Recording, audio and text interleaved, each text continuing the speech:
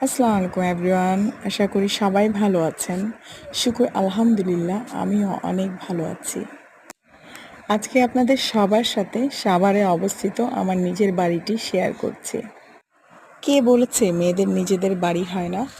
এই বাড়িতে আসলে আমি স্বস্তির নিঃশ্বাস আর মাটির গন্ধ পাই। আমার বাড়ির সামনে রয়েছে কাঁঠাল গাছ, বিশাল বড় কাঁঠাল গাছ। এই কাঁঠাল গাছের বয়স হচ্ছে 40 বছর। প্রাকৃতিক পরিবেশ কোলাহল মুক্ত। আমার বাচ্চারা নিজেদের মতো করে আনন্দ করে।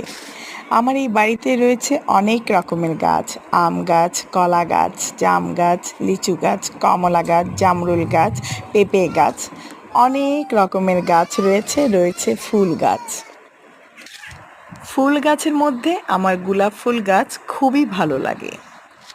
মাশাআল্লাহ, প্রকৃতির কাছাকাছি থাকতে পারলে নিজেকে অনেক সতেজ মনে হয়। এই গাছগুলোর পরিচর্যা করে আমার প্রাণপ্রিয় স্বামী মিলন।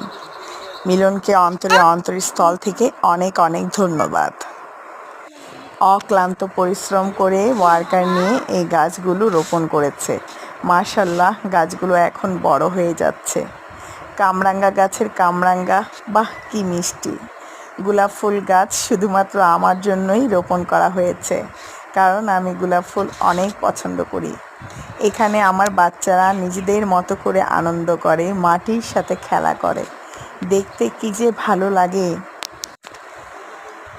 রয়েছে কাঁঠাল গাছ। কাঁঠাল গাছের কাঁঠালগুলো এত সুস্বাদু হয় যেটা না খেলে কখনই বুঝতে পারবেন না। মাশাআল্লাহ, প্রকৃতি সত্যি অনেক সুন্দর।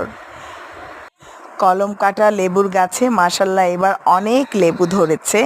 আমরুচ গাছে আমরুচ ধরেছেও মাশাআল্লাহ। শুকুর আলহামদুলিল্লাহ, বাগানটা অনেক সুন্দর করে সাজানো হয়েছে।